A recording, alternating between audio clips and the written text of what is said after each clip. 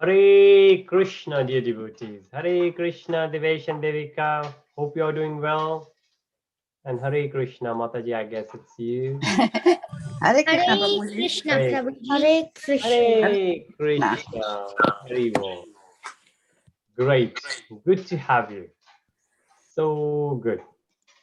Let's get started. I hope we remember because I think it was the last class we could not have it.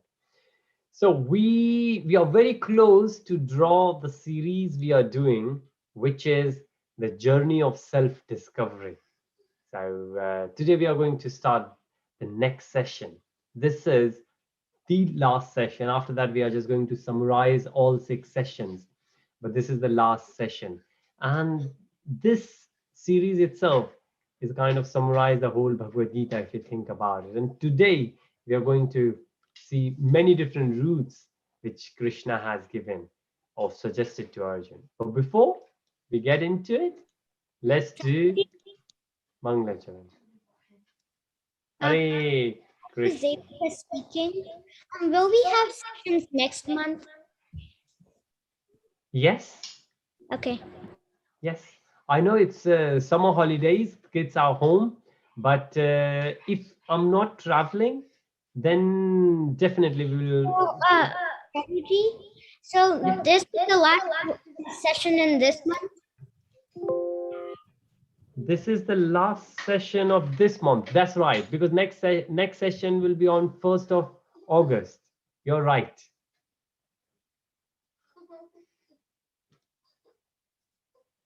So we continue our Sunday evening sessions. Well, it's evening here in London. So we continue them.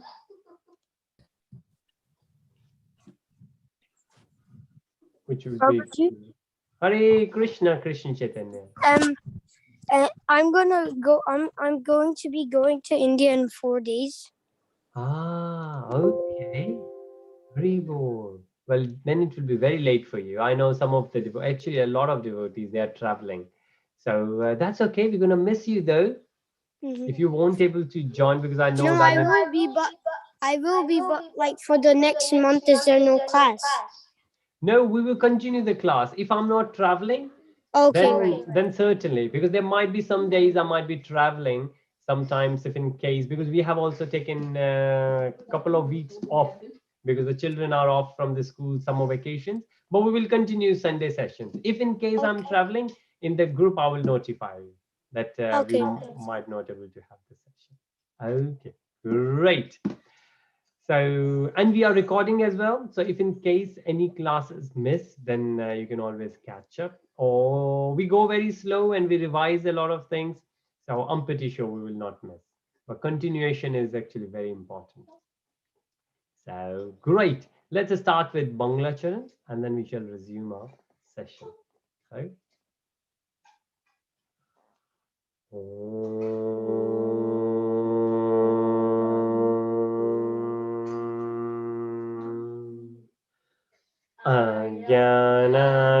अज्ञानातिमिरन्दस्य ज्ञानाञ्जनशलाकया चक्षुरुन्मिलितं येन तस्मै श्रीगुरुवे नमः श्रीचैतन्यमनोभीष्टं स्थापितं येन भूतले स्वयं रूपः कदा मह्यं ददाति स्वापदान्तिकम् वन्देऽहं श्रीगुरुं श्रीयुतपदकमलं श्रीरूपं वैष्णवं च श्रीरूपं साग्रजातं सहगणा ललिता श्रीविशाखावितं च कृष्णा करुणा सिन्धु दीनबन्धु जगत्पते गोपेशा गोपिका कान्ता राधाकान्तौ नमोऽस्तुते ताप्तकाञ्च गौराङ्गी राधे वृन्दावनेश्वरी वृषभानुसुते देवी प्रणमामि हरिप्रिये वाञ्छकल्पतरुभ्यश्च कृपा सिन्धुभ्य एव च पतितानां पावनेभ्यो वैष्णवेभ्यो नमो नमः। नमो विष्णुपदाय कृष्णप्रेष्ठाय भूतले श्रीमते भक्तिवेदांत स्वामिनिति नामने। नमस्ते सरस्वते देवे गौरवाणी प्रचारिणे निर्विशेषा शून्यवादी पाश्चात्य देशतारिणे। जय श्री कृष्ण चैतन्य प्रभु नित्यानंद श्री अद्वैत गदाधर श्रीवासादि गौर भक्तवृंदा। हरे कृष्णा कृष्ण कृष्णा हरे हरे हरे राम राम राम हरे हरे। जय Hare Krishna. So let's start with the Narasimha Dev's Aarti. Well, it says Pranam there, but it's supposed to be Aarti. Anyone would like to do Narasimha Dev's Aarti, please? Who would like to volunteer?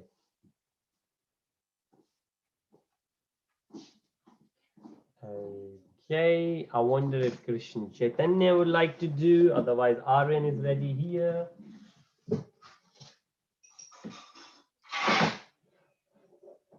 And I got the Kirtal ready. Who wants to do it? Shivani is thinking, who wants to do it? Aryan, would you like to do it? Okay. Namaste Narasimhaya. Namaste Narasimhaya. Prahlad Lad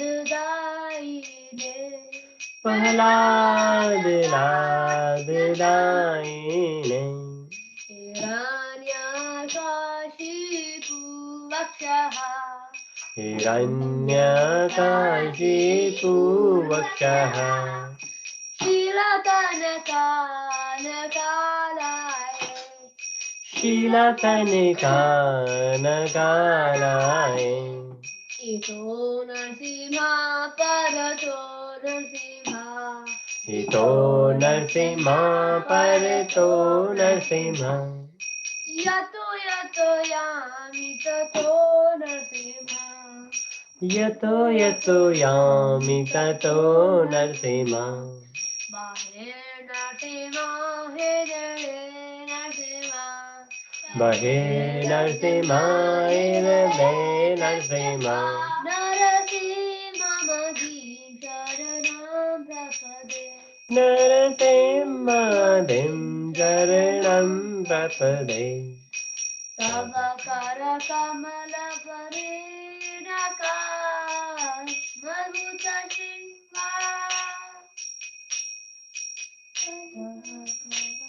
Nivavare Nagam Adbhuta Shinga Karitaya Ranyakashipu Tanu Bringa. Keshavadrita Narahari Rupa Jaya Jagadisha Hare. Jaya Jagadisha Hare. Jaya Jagadisha Hare. Kalita Hiranyakashipu Tanu Bringa. Shavadita Narahari Rupa Jaya Jagadisha Hare. Jaya Jagadisha Hare. Jaya Jagadisha Hare. Jaya Jagadisha Hare. Jaya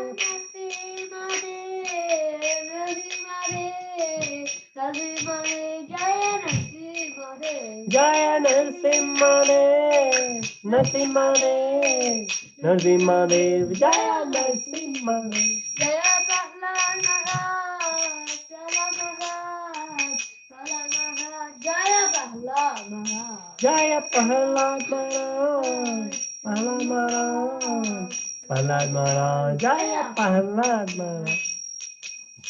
Jaya Gurudev, Gurudev, Gurudev, Jaya Jaya Gurudev. Srila Prabhupada ki jai. Narasimhadev ki jai. Bhakta Maharaj Prahlad ki jai. Jai Jai Shri Radhe Shyam. Hare Krishna. All right. So Krishna Chaitanya has gone. Krishna Chaitanya might get back because he gets some internet issues sometimes. So he loves to pop out or back in, which is great. Right. Divesh and Divik, I wonder if any one of you would like to chant Hare Krishna Mahamantra. This is Devish. I would. Oh, yes, please go on. Hare Krishna, Hare Krishna, Krishna Krishna, Hare Hare, Hare Rama, Hare Rama, Hare Rama, Rama Rama, Hare. Hare Krishna, Hare Krishna, Krishna Krishna, Hare Hare, Hare Rama, Rama Rama, Hare Hare. Prabhuji, correct. This is Yes. Devi. Yes, please go on, Devika. Krishna, Hare Krishna, Krishna Krishna, Hare Hare, Hare Hare Rama, Rama Rama, Hare Hare. Hare Krishna, Hare Krishna, Krishna Krishna Hare Krishna, Rama, Hare Rama, Rama Rama, Hare Hare. Rama. Krishna Chaitanya, would you like to do the chanting as well, please? If Krishna Chaitanya is there, Krishna Chaitanya chants very nicely. Krishna Chaitanya's younger brother Govinda, he chants. Can you very hear nicely. me? Yes, we can hear you now. What did you ask me? Could you chant Hare Krishna Mahamantra for us, please? Yeah. Thank you. Hare Krishna, Hare Krishna, Krishna Krishna, Hare Hare, Hare Rama, Rama Rama, Hare Hare. Hare Krishna, Hare Krishna, Krishna Krishna, Hare Hare, Hare Rama, Rama Rama, Hare Hare. Hare Krishna. Thank you so much, Divesh, Devika, and Krishna Chaitanya. So good to hear from you. Let's resume back our session on the journey of self-discovery based on the teachings from His Divine Grace A.C. Bhaktivedanta Swami Prabhupada. Srila Prabhupada, and well, the spelling of divine is wrong here. Right? It's not D-E, it's D-I. I think that's the one. Right. So what we have been covering so far, what we're going to cover now is, as it said, we're going to look for the topmost yoga. So what is yoga? Anyone knows the meaning of yoga? You might have done some yoga. I'm sure you would have heard of yoga. On 21st of June, I think, we have International Day of Yoga. Right. So yog, the root from Sanskrit, it says yog. And if we get into the literal meaning, it's basically the union, when we join two things together. And then different philosophers, they try to join a lot of things together. But if we think in terms of spirituality, it's where we can think we are not this body, but we are the soul, is the spiritual soul, the spirit soul inside the body, then when this spirit soul gets united with Krishna, the eternal being, absolute truth, then that's union. Now that's could happen in thoughts, that could happen in the actions, that could happen in the consciousness when we are thinking about it. So in Bhagavad Gita, Krishna has given many different routes to Arjun. You could do this, you could do that, you could do this. Or if you're not happy with them, you can also do this.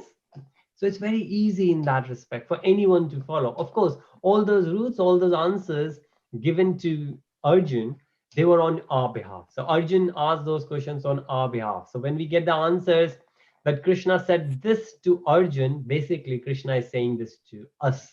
So when we read Bhagavad Gita, we read like Krishna is giving that instruction personally to me, right? So for example, in the family, so the parents, mom, dad, gives the instruction to one child, but that instruction is also there for this other child as well. So the father will say to the child that be sensible, don't do silly things. Now this is not only just for one. So it's not that Devesh will say, oh, it's only for me, it's not for Devika. No, these are general instructions given to all of you, all the kids. So when Krishna gave those instructions, they were for all of us, right? And this is what we're going to see. So what it says, this says CC, sorry, this says CC, which is Chaitanya. So this is where Krishna Chaitanya got his name or part of his name, Chaitanya Mahaprabhu. So this is called Chaitanya Charitamrita. This is a scripture, a book, and in that book there are three divisions. One is the Adi, which is the beginning. Then there is a Madhya, which is the middle, and there is an Anta, which is the end. So beginning, middle, end. The book is divided into these three different parts. So this is Madhya, M-A-D, Madhya. CC Madhya, chapter 20, verse 122. And this is actually in Bengali. This is why it says Maya Magda. This is all written in Bengali, not Sanskrit. But if you get further, then English translation, that's been done by Srila Prabhupada. This says the conditioned soul. So we are conditioned souls. Why we are conditioned souls? Because we forgot who we were or who we are, right? We don't remember our past and we don't even remember now what we really are. Most of the time, it's very confusing when somebody will ask, so who are you? And we will say, so I will say, I'm VP Govinda Das. Like, which part of you, VP Govinda? Well, this all part. This nose, these eyes, and in my case, the specs also. My ear, my fingers, they all are me. Okay, but what happens at the time of death? Because all these things, the specs, the eyes, the nose, the ears, the fingers, they're all going to stay here. But Krishna has said, there is a spiritual soul inside that never dies. So which means when the body goes away, body is like the t-shirt for us, the clothing, we give it away and we get new one. Similarly, the soul is what is really us. But we can't see soul. And that's where the complications are. Now it says consciousness is the symptom of the soul. So in the body, how do we know whether the body is dead or alive? Whether there is a consciousness in the body. If there is a consciousness in the body, the person still has some kind of soul or the life left in. If not, if there is no consciousness, then the symptom of the soul is gone, which means the soul has departed from the body. And because we don't remember we are the soul, we usually consider ourselves the body. That's the reason. So you might have heard of Black Lives Matters a lot of times. It started from America, but here in UK as well. Black Lives Matter. But if we hear Krishna, what Krishna is saying, that we are not black, white, blue, yellow, green, red. No, because Krishna says we all are spiritual beings, and these are the bodies. For example, if I will have North Face, this is a brand for the jackets. So if I have that jacket, if I'm wearing that, I will not say I'm that brand I'm wearing. No, I'm going to take that off at the end of the day. I'm going to have a new one. Similarly, whether we are in white body, black body, brown body, yellow body, these bodies, they are going to go away. They are not our real identity. But these days, we are so conditioned, which means condition is that we are so much engrossed in it because that's what we consider ourselves. We think this is what we are, but we are not. That's the reason it says the conditioned soul. So the soul is not independent. Soul is not very clever, smart at the moment because the soul is bewildered. Soul thinks that there are many conditions around. The soul thinks I'm black. The soul thinks I'm white. The conditioned soul cannot revive. Revive is something like dormant. Somebody is sleeping, and then you revive the person. The person wakes up. So the conditioned soul cannot revive his Krishna. This is a different font. Krishna consciousness by his own effort, but out of causeless mercy. Causeless mercy. Cause is a reason. Less, there is no reason. So a mercy which doesn't have a reason. This means we cannot write an exam and we demand, we have given the exam, we deserve 100%. No. We do good things, but whether the good thing will come back to us, we don't know. Lord Krishna, as Srila Vyasadeva, compiled the Vedic literature and it supplements the Puranas. So this is why it says a lot of detail, but something very intellectual going to come here. Now, when we will finish this, which is very soon, we will resume back to Bhagavad Gita chapter 6, because we did until chapter 5. Maybe we will have a quick recap of chapter 5, or maybe the recap of first 5 chapters, and then we will resume back to chapter 6. We will start from chapter 6. And chapter 6 is full of yoga. But this is what we are covering here as well, because the title is Topmost Yoga. But what we say here, Topmost Yoga, ooh, right, okay. So what Krishna says in chapter 6 of Bhagavad Gita, verse 46, yoga is defined as linking. Remember I said union, when you combine those two things together somehow. As I'm in linking. a class. Oh, right, okay. Krishna Chaitanya is in class. Sorry. No, that's all right. That's very nice of you. Thank you, Krishna Chaitanya. So yoga is defined as linking consciousness to the Supreme Absolute. So the consciousness is of the soul. So when our soul, consciousness, like whatever we are thinking, whether we are eating, whether we are sleeping, whether we are speaking to someone, we always think of Krishna. Now, always think of Krishna, this could be a very complicated concept. So Krishna will explain that later, what that means. But when our consciousness is linked to Supreme Absolute Truth, which is Krishna, then we can call it yoga. This is what we are saying. Spiritually, when our soul is thinking about Krishna, in very simple words, if I put it. Now, yoga is named differently. As I said, there are different names. There are Karma Yoga. Oh, wow, let me get the pen out. So there are Karma Yoga, right? Now, what is Karma Yoga? It says if linking processes predominantly like heavily, like 80% out of 100%, fruitive actions. Now, what does fruitive action mean? When we do some actions and we accept some fruits, I will do this, so this will happen. I will go to very good university, so I will become a medical professional. I will become the doctor. Or I will go to Harvard or Cambridge. I will become a great scientist, right?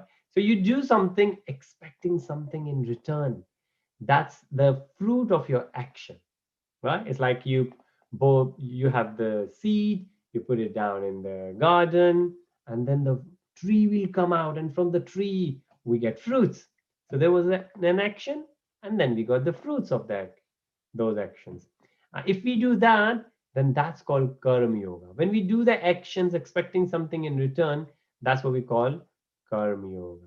But instead of thinking of that, Now this is empirical, but let's put it very simply of thought process. If we sit down, and very soon we will see the picture which we saw earlier, the very first slide had that picture of a yogi just sitting down.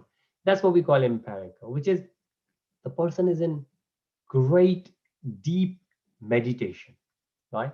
And yoga has 8 limbs, like there are different 8 limbs, parts, the legs it says, but 8 parts of yoga, what we call Ashtang yoga. Ashtang, tang length, Asht is 8, so 8 limbs of yoga. And then the topmost out of them is what we call Samadhi, which is in meditation.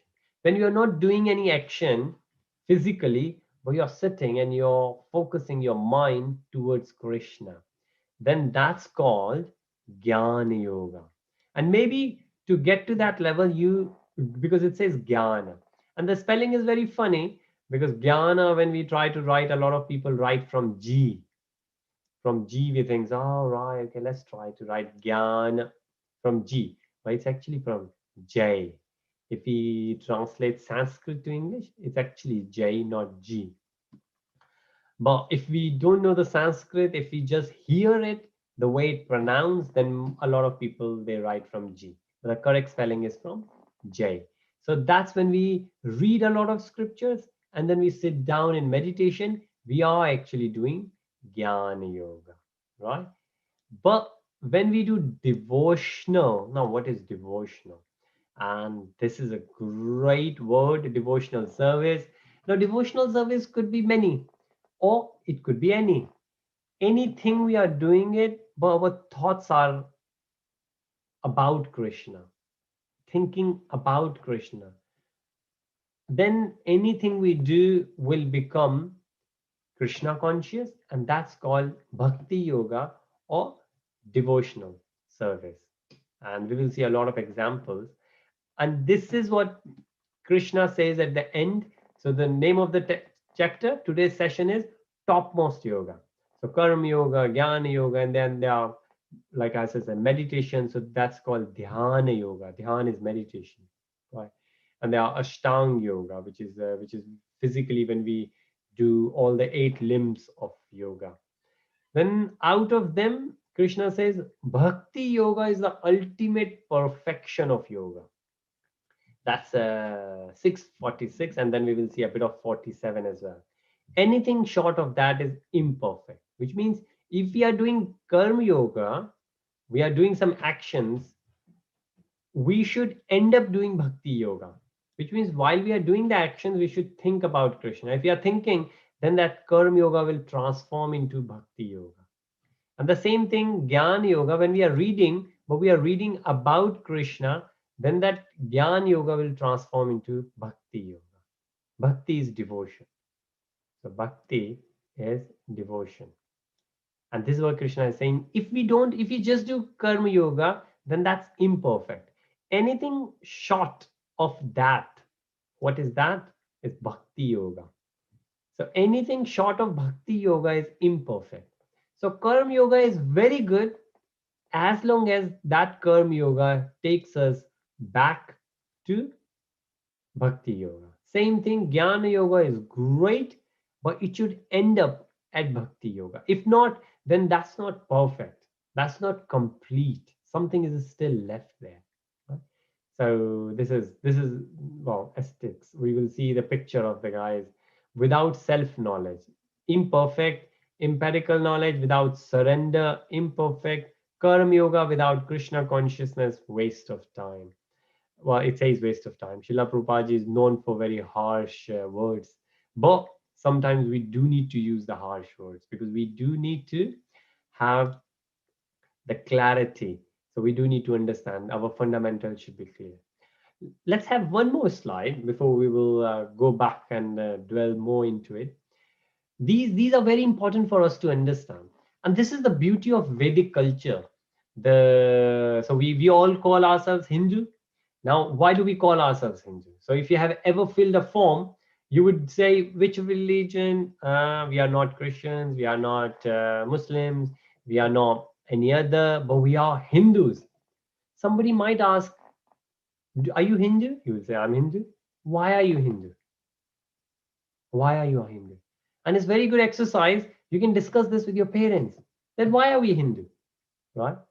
Now, you will get very interesting replies. So if you have mom and dad, don't ask at the same time. Ask your mother, ask your dad separately, and then discuss the different answers you get from both of them. And if you have access to your grandparents, great. Ask them as well. First question, which religion do we belong to? Hopefully, the answer would be Hindus. If we are Hindu or Sanatan Dharma, which is a traditional name of it, which says actually Sanatan Dharma, Sanatan is universal and Dharma is religion. So it's actually universal religion rather than saying any particular religion. So, but the reason is very interesting. Why do we get it? But based on whatever it is, within Hinduism, within if you are Hindu, if you follow that practice, then there are many different routes to get to. So again, the religion. Why do we need to have religion? A lot of people, they also now on the form there's a mention. No, I don't want to disclose my religion. Or maybe sometimes we say that we are atheist or we don't have any religion. So atheist and not religion, they are also very two separate things. But for our discussion, let's say somebody will say, I don't believe in any religion. Now, that could be true, but how that person is different than somebody who believes in religion, any religion. Most of the time, the reason is because a person is born into that family. A child does not know much, but the child is in Christian family, in Muslim family, or Hindu's family. That's the reason child starts following that religion. The very similar thing what happens if you think about the language. A French child speaks French without realizing that the child is learning French. And even because parents are teaching, and even if parents won't teach, the child will automatically learn because that's the thing. Child is listening, hearing, right? And of course will start speaking very soon. Later on, child will grow up and child will say, this is actually French. Oh, that's German, that's Spanish. All right, okay, there's a difference. Now, why I'm French? Well, because I was born in a family, or maybe I was born in France, but not necessarily that because I was born in France, I would learn French. Maybe not. Maybe because there was a German family or there was a family from Dutch or Dutch family in France, or might have dual languages. So these things could happen. So it could be where you were, the culture, the surrounding, but maybe a lot depends on the parents. And what parents follow, we follow. But then again, within Hinduism, there might be some who would say, we do this because of this. And this is what we call faith. This is what we call belief, because I believe in this. So when you will get the answers, most of the time, these words will be repetitive. Because I belong to this, because my parents were this, because my faith was this, or is this, or my belief, my faith. These kind of words will be repetitive. Most of the time when you ask the question, why do you think you belong to this religion? Or why do you belong to this religion? But fundamentals should be very clear. So fundamentals in our system, in Hinduism, they are that within Hinduism, there are many different paths, many different routes. Why do we follow religion? Because from religion, we have some expectations. Most of the time, people get moral values out of religion. So we don't get, well, some people might, but the aim and objective of having a religion is not to earn money, which most of the time seems to be the main objective. Why do you want to go to university? Oh, so I will get educated. Why do you want to get educated? Oh, so I will get into Harvard, I will get into Stanford, I will get into Cambridge, Oxford. Okay, so what? What will happen after that? Well, then I will get a great job. Okay, why do you want to have a great job? Well, so I will earn good money. I will have, this is now, I'm giving the example of a 13 years old boy, but he gave me this answer when he was 11, a couple of years back. He said, so I will have a nice family. 11-year-old child is saying, so he wants to have good education, good job, so he will have enough money, so he will have a good house, good car, and a nice family. Okay. So most of the time we follow our career, our education system gets all these things, right? But the religion does not give all these things, right? Well, this is what the thinking is. But we do get the moral values out of it. We do get a lot of peace out of it. So the motive is very different, and it's necessary. It's necessary. We do need to have it. Sooner or later, we do feel the need of it. Otherwise, later on, if we don't focus now, later on we get the gap. And the fundamentals should be very clear. So what we are doing it, and that's the reason we repeat a lot of things. We try to present it in different ways. So the fundamentally, it will be very clear what it is. So that's the reason out of many different routes. So wherever we want to get to, so we want to be a very peaceful person, or it says in the world, everything seems to be temporary, everything is illusion. But there is only one thing, which is what we say, supreme absolute truth. Supreme, like there is no truth better than that, above and beyond. This is the topmost. But then it's also absolute. Now, what is absolute? This word you will hear a lot. There is something relative and there is something absolute. Relative is, so somebody will say, okay, so how old are you? And you will say, I am 11 years old. Okay, somebody will ask, are you younger or are you older? You will say, I am younger in the family. A couple of years later, somebody will say, how old are you? You might say, well, I am 13 years old. Are you younger or are you older? You will say, well, I'm 13 years old. And maybe you got somebody else in your family, and now you are a bit older because you got a younger sibling. And then the person will say, well, a couple of years ago you said 11, now you're saying 13.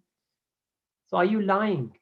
And first you were saying you are youngest, and now you're saying you're no. Are you lying? Did you lie then, or are you lying now?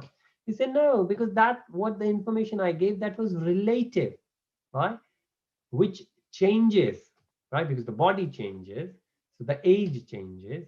So there are a lot of things which changes. Now, another example could be sweet or any dish you like. Sometimes we say, oh, I really love pizza. But maybe after 3-4 years, I will say, I don't love pizza anymore. I like it. It's okay. I can have it. But I don't love it as I used to love. Why? Because I've explored there are many other dishes out in the world. And then somebody will say, well, last time you said you love pizza. Well, yeah, but that was not absolute truth. That was a relative truth. Right? That changes. A lot of time these things happen. Now, anything we think in this material world is temporary. It's going to change. Only one thing which doesn't change is what we call supreme absolute truth. And that's what people call it. There's another name for it, very familiar name, God. So we say, oh, well, there is a God. And of course, we call God as Krishna. So Krishna is the only one who never changes. Krishna was there, Krishna is there, Krishna will be there. Krishna's qualities are always there, right? So now why do people follow religion? Because they want to get to Krishna. They want to get to the supreme personality of Godhead. They want to get to supreme absolute truth.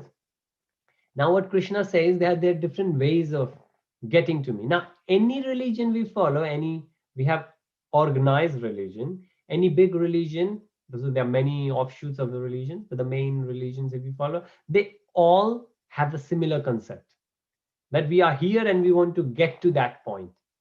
Now, the names could be different, the journey, the routes could be different, but the process, if you think about, in the concept is exactly same, that we are at A, we want to follow a journey which is B, and we want to reach somewhere which is C. Any religion, if you think about. So fundamentals are this. Now, within Hinduism, Krishna says that you could do Karma Yoga, Gyan Yoga, Ashtanga Yoga, Dhyan Yoga. But better than all of these routes, Bhakti Yoga, you can reach to me much easier. So whom we want to reach? To Krishna. because Krishna is the absolute truth who never changes. So whom should we listen? To him, right? So one of you, if will say, Prabhuji, we want to come and meet you. I say, great, come to me. And you say, okay, I'm going to ask somebody. I say, well, why do you want to ask somebody? You want to come to me. I'm the best person to let you know where I am and which route is best to reach to me. And this is what Krishna said to Arjun. This is the best way of reaching to me. But all other are also there. Maybe because somebody lives in London, somebody lives in Manchester, somebody lives in LA. Now we think, okay, somebody could take the bus, somebody could take the flight, somebody could take the in-house flight, domestic flight, somebody will have to take international flight, somebody could just walk to me, somebody could just take the train. There are many different routes. Now, based on where we are, maybe initially our journey is different. But to get to my house, everybody will have to come through the door. So everybody will have to come to the same street, right? So whichever way we will come, at the end, we will have to reach to Krishna. But all these are different routes. But Krishna says Bhakti Yoga is the best one. So just to get to my house, there could be different ways, and they are. There's one from the left, one from the right. If somebody will say, I'm coming from east and I'm going to walk, I will say, okay, take the turn on the east side.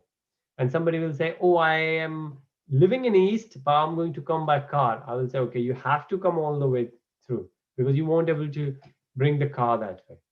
But that's the best one. Or you can park your car there and you can walk to me. Or if you're coming from west, well, it's better. You just drive it through and you park it right at the front of the house. There are different routes. But everybody will have to come to the same road, same street, same house, because that's where I live. That's exactly what Krishna is saying here. So there are different ways here. If you think, now the comparisons of different yoga systems are given. Sooner we understand, better it is. Now, what else you could do? When you read this and you understand them, try to analyze people. Try to analyze parents, try to analyze teachers, try to analyze the neighbors, try to analyze different professionals you will come across. Try to analyze different religions and see how you could compare. And maybe these things we are comparing now will be very evident, will be very clear. Right? So we say all different routes are on one side and Bhakti Yoga on the other side. So we say there are different steps on the yoga ladder. Now we have briefly seen yoga ladder, but in chapter 6, we will see the complete yoga ladder. So again, the route is there. So rather than from A to C, we are saying A is at the bottom and C is on the top. So we have a ladder and we call it yoga ladder. So all these are different steps. So you have rungs, R-U-N-G-S. First step, second step, third step, fourth step. So you might have first one Karma Yoga, then the Gyan Yoga, then the Ashtanga Yoga, and then Bhakti Yoga. So maybe somebody will go that way. And there are progressions towards the destination of Bhakti Yoga, right? So whichever route you will come, at the end you will have to reach to the street. So goal of yoga is Bhakti Yoga. Any of those things we will do, the goal is Bhakti Yoga. Therefore, yoga actually means Bhakti Yoga. So for again, whom we talk to, different people will understand different things from yoga. So, and there are, as I say, selfish interest. As we said, Karma Yoga, people want to do a lot of work, but they expect things back, right? And then that's we call selfish. But here in Bhakti Yoga, when we do something for Krishna, we don't expect anything in return. We don't. Well, even if we expect, that expectation will be very selfless. That expectation could be that, oh, through that process, I'm going to get purified. What does that mean? That means at the moment, I become angry very quick. I become jealous of other people. When I'm there in the school, I'm sitting with other kids. When I see somebody has a better pencil or pen, I also want it. Right? This is what we call, oh, why he had it, why she had it. Oh, why she got a bigger car? Why her house is so big? Why mine is not? right? So these are the impurities of our mind, right? The bigger house is not going to give us happiness, right? It's not. But we might feel it for a will. It will not give us the happiness, but still we might feel that it is giving us the happiness, but it will not give the happiness. And that happiness, anyways, will be temporary and go away. So when we do bhakti yoga, we can maybe expect that, oh, I'm not going to get jealous anymore, which is great. So this is what we can say, that this is for the purification. This is not collecting anything, getting anything, free from all material desires. So spiritual desires could be there. The spiritual desires, oh, I want to stay with devotees, I want to go to the temple. So if you see all of these things are spiritual. There's nothing material here. Material is when people pray to Krishna to get a bigger job, bigger, well, higher salaried job. So I earn $100,000. I want to get $200,000. Or let me pray to Krishna, Ganesha, Shivji. That's what we call material desires. Because we know at the time of death, we are not going to take 100,000 with us. We are not going to take the bigger house or the fancy cars or expensive clothing. No, nothing go with us. And all those things which will stay, that's what we call material. The soul will go with us. The consciousness will go with us.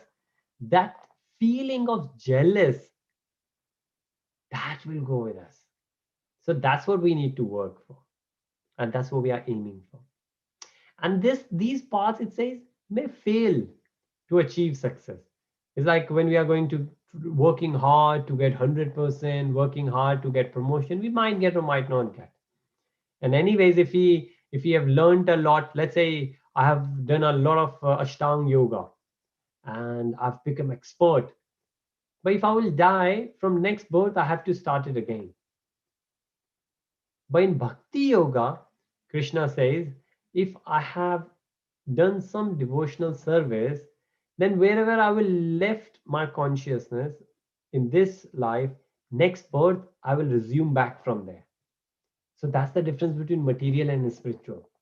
Material is only for this birth, and even in this birth, it can go away. A lot of people, unfortunately, during COVID, they lost their body, they lost their families, they lost their jobs, they lost their houses, all material things, even in this birth. So after birth, we know we can't take it anyways. We have to start from zero again. But spiritually, like what Krishna says in Bhagavad Gita, if somebody leaves the body in higher consciousness, that devotee will go to the higher planets.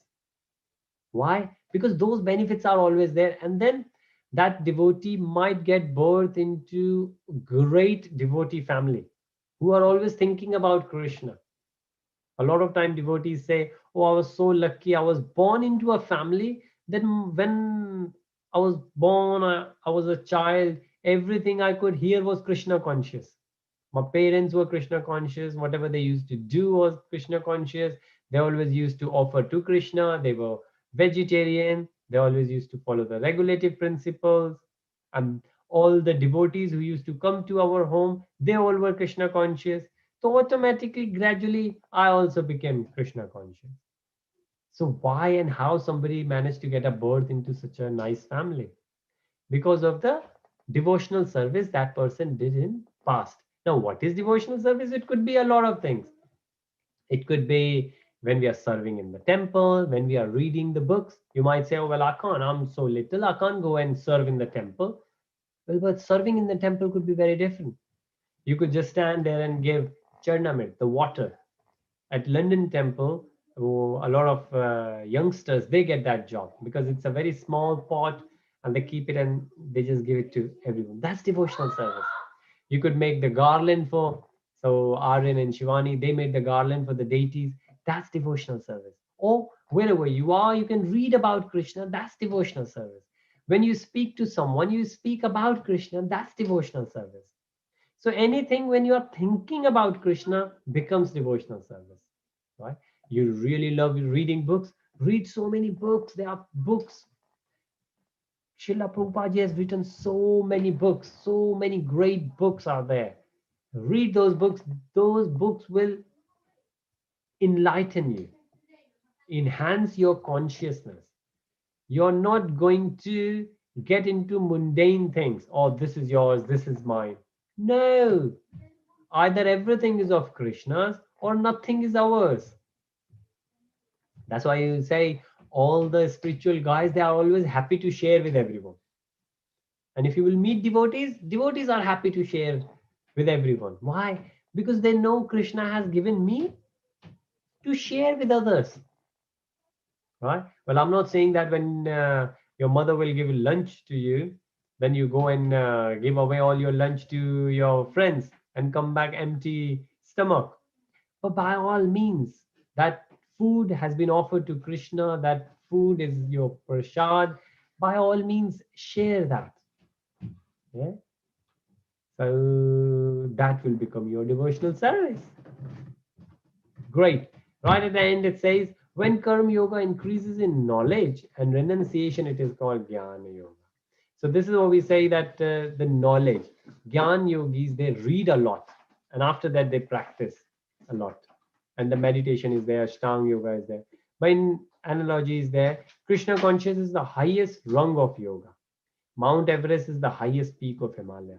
So you might say, oh, I have climbed so many peaks, so many mountains. But Prabhuji, Mount Everest is the top. Krishna Chaitanya, yes, please. can I leave the meeting because I have to go somewhere?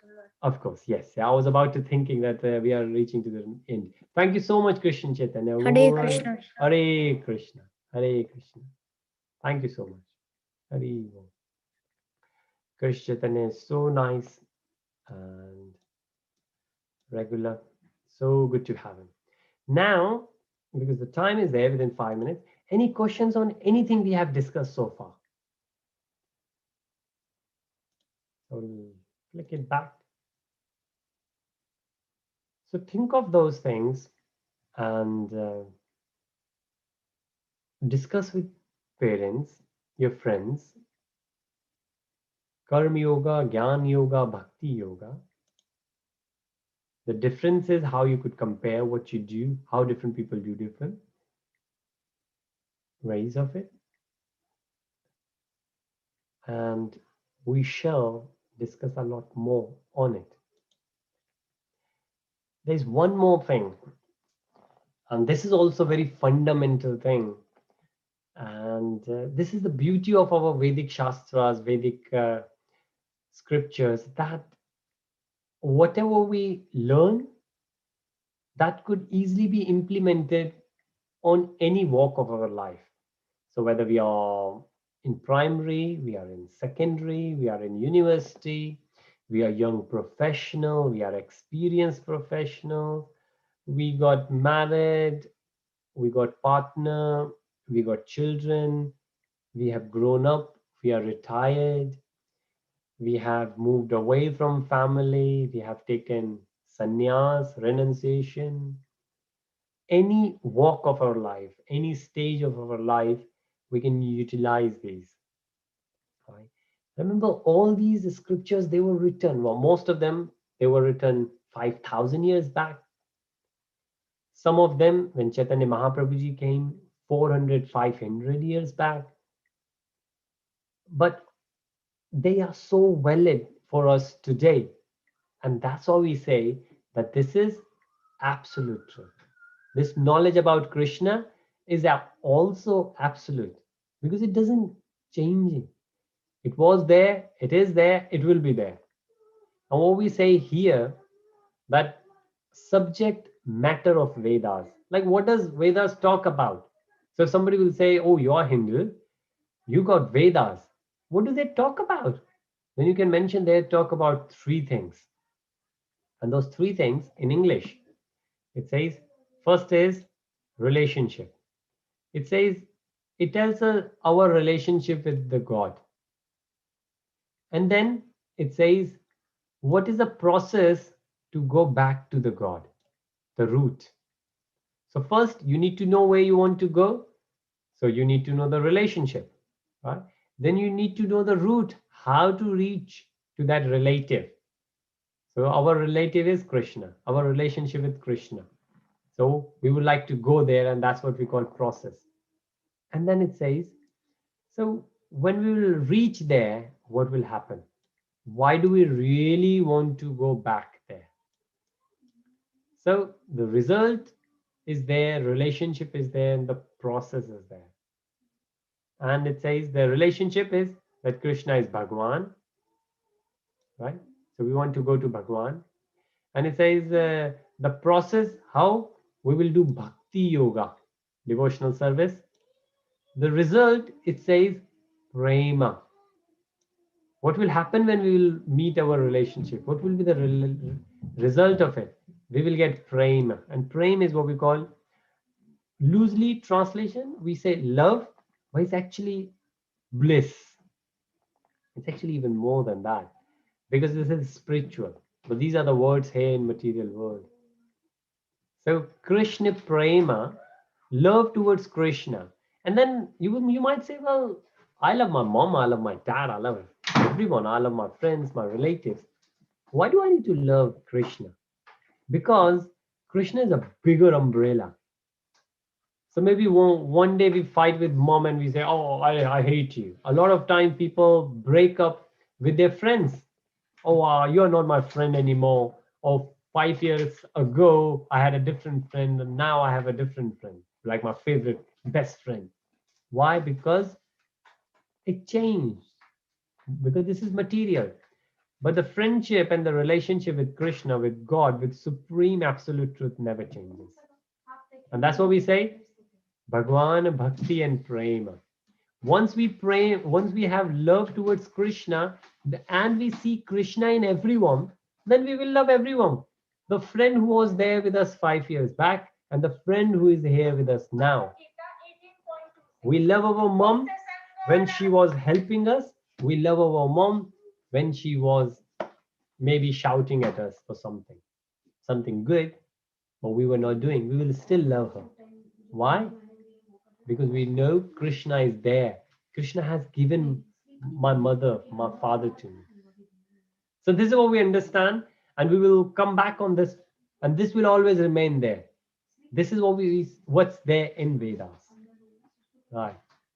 Great. So this is the time of the day when we end, and we will resume back on this topmost yoga, and we will finish off the self journey of the self, discovery of the self, and then we will resume back to Bhagavad Gita. Hare Krishna. Think about it. Let me know if there are questions, and we will discuss more and more questions. With that, Srila Prabhupada ki jai, Gurudev Maharaj ki jai. Hare Krishna to everyone. Hare Krishna, Prabhuji. Hare Krishna. Krishna.